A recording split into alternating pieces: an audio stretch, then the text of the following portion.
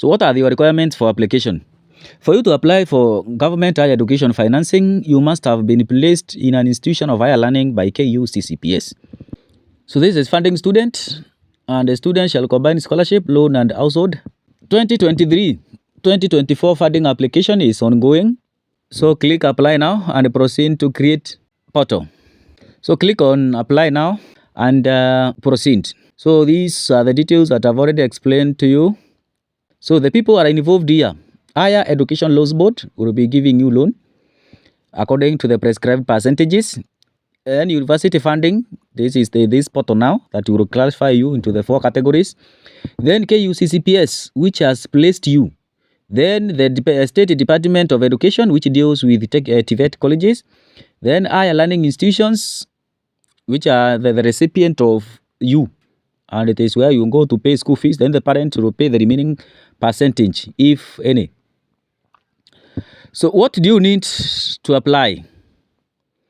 All students placed by KUCCPS in 2022 in public universities in TVET are the ones to apply. So the requirement for application. After you have been placed by KUCCPS, what else do you need? This is what you need. Number 1, you need a valid email address. We are in the digital world. Number 2, you need a telephone number that is registered in your name. You must first of all have an ID. Those students who think they will remain under 18 forever, go and get your ID right now. 3, you need your KCPE and KCSE index numbers. What are they for? KCPE and KCSE index numbers will be used by means testing instrument to determine where you stand. If you studied in academy, that tells the government something. If you have been studying in a group of schools, the index number will show that. Number 3, we need to see you in a passport size photo. Number 5, which is very important, a copy of your ID.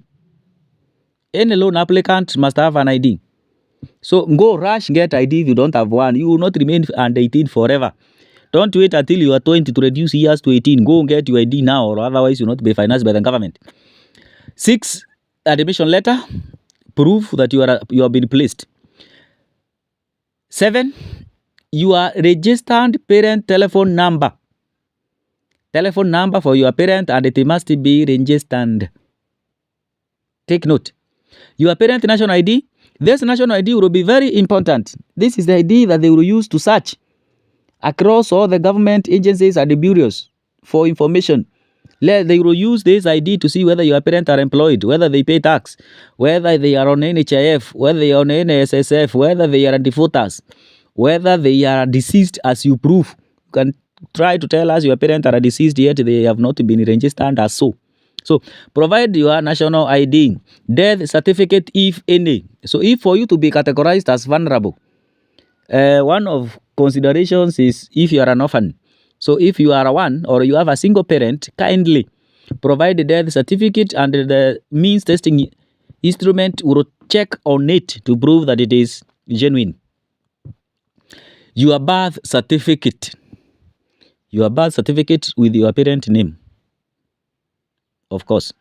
Let there be a birth certificate, proof you are a Kenyan student. Number 2, proof that you belong to the parent whose IDs you have attached. Then 2 guarantors. The guarantors can be your parent. If you don't pay the loan, they will pay. Provide the ID numbers and their registered telephone numbers for loan application. Number 12, a copy of sponsorship letter if you are sponsored in secondary school. This is again a very important, very vital document. You must provide it if you have one for you to be categorized correctly. Otherwise, you might be categorized as a less needy when you are a very needy. You are extremely needy or even vulnerable. But by not attaching this kind of a letter. So if you are sponsored and you do not get any letter, go look for it from those who are your sponsors. So to apply, go to the portals and create a portal.